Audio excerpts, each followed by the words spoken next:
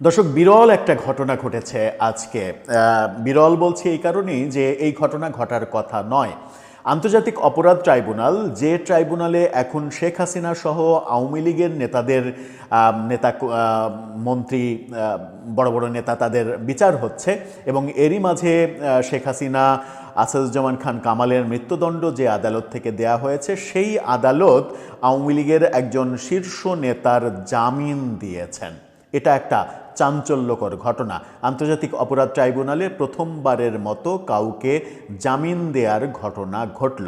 হঠাৎ করে আন্তর্জাতিক অপরাধ ট্রাইব্যুনাল একজন আসামিকে, আওয়ামী লীগের নেতাকে কেন জামিন দিলেন, কাকে জামিন দিলেন, কি কারণে জামিন দিলেন, চলুন একটু জেনে দেখব এই ভিডিওতে। থাকবেন পলিটিক্স টিভির নিয়মিত আয়োজনে।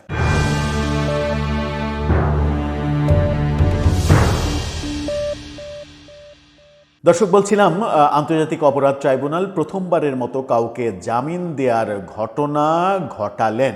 এই ঘটনাটা বেশ আলোচনার জন্ম দিয়েছে, কিন্তু ঘটনার মধ্যে যখন আমরা ঢুকব তখন মনে হতেই পারে যে আদালত এই ধরনের ক্ষেত্রে জামিন দেওয়ার ব্যাপারটাতে অবাক হওয়ার কিছু থাকে না। দৈনিক মানবজমিন এই তথ্যটা নিশ্চিত করছে। মানবজমিনের শিরোনামটা দেখে নিতে পারেন। সেখানে বলা হচ্ছে, কয়েকটি শর্তে ট্রাইব্যুনালে প্রথম জুলাই হত্যা মামলার আসামির জামিন। জুলাই হত্যা মামলার আসামি তিনি। সেখানে বলা হচ্ছে, জুলাই গণ অভ্যুত্থান চলাকালে হত্যাসহ মানবতাবিরোধী অপরাধের ঘটনায় করা মামলায় আন্তর্জাতিক অপরাধ ট্রাইব্যুনালে প্রথমবারের মতো কোনো আসামির জামিন মঞ্জুর করা হয়েছে। লক্ষ্মীপুরের আসামি তিনি। লক্ষ্মীপুরের একটা ঘটনা। লক্ষ্মীপুরে 5 জন নিহতের ঘটনায় দায়ের করা এই মামলায় মানবিক কারণ বিবেচনায় প্রথমবারের মতো হুমায়ুন কবির পাটোয়ারি নামে এক আসামিকে জামিন দিয়েছেন আদালত আজকে। তিনি লক্ষ্মীপুর সদর উপজেলা আওয়ামী লীগের সভাপতি। সদর উপজেলা আওয়ামী লীগের সভাপতি, বড় নেতা, এবং সদর উপজেলার চর রুহিতা ইউনিয়ন পরিষদের চেয়ারম্যানও ছিলেন। গণ অভ্যুত্থানে আওয়ামী লীগ ক্ষমতাচ্যুত হওয়ার পর গত আগস্ট মাসে তাকে ঢাকা থেকে গ্রেপ্তার করা হয়েছিল। আসামিপক্ষের দাবি অনুযায়ী হুমায়ুন কবির লিভার সিরোসিসে ভুগছেন এবং তার শারীরিক অবস্থা গুরুতর হওয়ায় তাকে জামিন দেয়া হয়। লিভার সিরোসিস তার মানে হচ্ছে যে তার বাঁচার আশা একেবারেই প্রায় শূন্যের কোটায়। সেরকম একটা অবস্থায় আদালত মানবিক দিক বিবেচনা করে তার জামিন দিয়েছেন। তার মানে হচ্ছে যে আন্তর্জাতিক অপরাধ ট্রাইব্যুনালের বিপক্ষে অনেক সমালোচনা থাকলেও তারা মানবিক দিক বিবেচনা করছেন, এটা এই দৃষ্টান্তটা তারা স্থাপন করলেন। আজকে আন্তর্জাতিক অপরাধ ট্রাইব্যুনাল 2-এর চেয়ারম্যান বিচারপতি নজরুল ইসলাম চৌধুরীর নেতৃত্বে 3 সদস্যের বেঞ্চ এই ঐতিহাসিক আদেশ দেন। এটাকে ঐতিহাসিক আদেশ বলা হচ্ছে। ট্রাইব্যুনালের অপর 2 সদস্য মানে দায়রা জজ মঞ্জুরুল বাসিত এবং জেলা দায়রা জজ নূর মোহাম্মদ শাহরিয়ার কবির। তবে জামিনের ক্ষেত্রে ট্রাইব্যুনাল তাকে 4টি সুনির্দিষ্ট শর্ত দিয়েছেন। শর্তগুলো কি কি?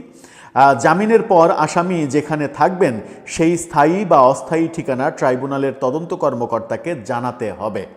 ভালো। আসামি কোনো ধরনের গণমাধ্যম, টিভি, পত্রিকা বা সামাজিক যোগাযোগ মাধ্যমে, ফেসবুক, ইউটিউবে কোনো বক্তব্য দিতে পারবেন না। তাহলে জামিন দেওয়ার কোনো যুক্তিও ছিল না। যদি ফেসবুক, ইউটিউবেও না লিখতে পারে তাহলে তো তার একেবারেই তাকে রুদ্ধ করেই রাখা হলো এক ধরনের। 3 নম্বর, বসবাসের ঠিকানা পরিবর্তন করলে অবশ্যই তদন্ত কর্মকর্তা এবং ট্রাইব্যুনালের রেজিস্ট্রারকে অবহিত করতে হবে। 4, মামলার কোনো সাক্ষী বা সংশ্লিষ্ট ব্যক্তিদের সঙ্গে যোগাযোগ করা কিংবা কোনো প্রকার হুমকি দেওয়া যাবে না, যোগাযোগ করাও যাবে না। আচ্ছা, জামিনকালীন সময়ে তিনি কোনো ধরনের আলামত নষ্ট করতে পারবেন না। ট্রাইব্যুনাল আদেশে স্পষ্ট করে বলেছেন যে যদি ওপরের যে কোনো একটি শর্ত ভঙ্গ করা হয় তবে তদন্ত কর্মকর্তা তাকে পরোয়ানা ছাড়াই তাৎক্ষণিক গ্রেপ্তার করতে পারবেন। অর্থাৎ তদন্ত কর্মকর্তাকে ফুল পাওয়ার দিয়ে দিয়েছে, যখন ইচ্ছা তখন তদন্ত কর্মকর্তা তাকে গ্রেপ্তার করতে পারবেন। সেক্ষেত্রে ভবিষ্যতে তাকে আর কখনোই জামিন দেয়া হবে না। উল্লেখ্য, এই মামলায় বর্তমানে 3 জন আসামি গ্রেপ্তার হয়ে বর্তমানে কারাগারে রয়েছেন। তারা শাহিন আলম, হুমায়ুন কবির পাটোয়ারি এবং মোহাম্মদ সালাউদ্দিন চৌধুরী। তিনজনই আওয়ামী লীগের রাজনীতির সঙ্গে জড়িত। আওয়ামী লীগের রাজনীতির সঙ্গে তো অবশ্যই জড়িত হবে, অন্য রাজনীতির সঙ্গে জড়িত হলেও তো আর মানবতা বিরোধী অপরাধের আসামি হবেন না তিনি, এটাই বাস্তবতা। কিন্তু তাকে যে 4টা শর্ত দেয়া হলো, সেই 4টা শর্তের একটা শর্ত মানে তিনি মানে জীবদ্দশায় বেঁচে থাকাকালীন হয়তো আর তিনি ফেসবুক, ইউটিউব এগুলো ব্যবহার করতে পারবেন না, ফেসবুকে কোনো স্ট্যাটাসও দিতে পারবেন না। এটা এক ধরনের জেলে থাকায়, কিন্তু তাকে জেলখানায় না রেখে হাসপাতালে চিকিৎসা নেয়ার ব্যবস্থা করে দেয়া, ওই মানে এক ধরনের মানে জেলের বিকল্প হাসপাতাল, জেল যখন হয় ওই রকমই ব্যাপারটা হয়েছে, যে হাসপাতালে চিকিৎসা নিতে পারবে কিন্তু স্বাভাবিক জীবন যাকে বলে সেই স্বাভাবিক জীবন তিনি পাবেন না। যদিও লিভার সিরোসিসে আক্রান্ত একজন রোগীর স্বাভাবিক জীবন বলে আর কিছু থাকার কথাও নয়। তবে এই জামিনটা বেশ উল্লেখযোগ্য যে আদালত, যে আদালতকে নিয়ে অনেকেই বিতর্ক সৃষ্টি করার চেষ্টা করেন, আন্তর্জাতিক মহল থেকেও বহু ক্রিয়া প্রতিক্রিয়া এসেছে, বিশেষ করে শেখ হাসিনা এবং আসাদুজ্জামান খান কামালের মৃত্যুদণ্ড ঘোষণার পরে সেই কার্যক্রম, মানে বিচারিক প্রক্রিয়া, শেখ হাসিনার, আসাদুজ্জামান খান কামালের পক্ষের আইনজীবীর নানা ধরনের কর্মকাণ্ড, এগুলো নিয়ে আন্তর্জাতিক মহল থেকে নানা রকমের সমালোচনা হয়েছে। সেই সমালোচনা সত্ত্বেও আন্তর্জাতিক অপরাধ ট্রাইব্যুনাল যখন জামিনের মতো এরকম একটা আদেশ দিলেন, তখন আমার মনে হয় যে ব্যাপারটা তারা পরিষ্কার একটা বার্তা দিতে চাইলেন যে এখানে মানবিক দিক বিবেচনা করা হচ্ছে। দর্শক, আপনিও কি তাই সেটার সঙ্গে একমত, নাকি আপনার ভিন্ন মত রয়েছে? জানিয়ে লিখতে পারেন আমাদের কমেন্ট বক্সে।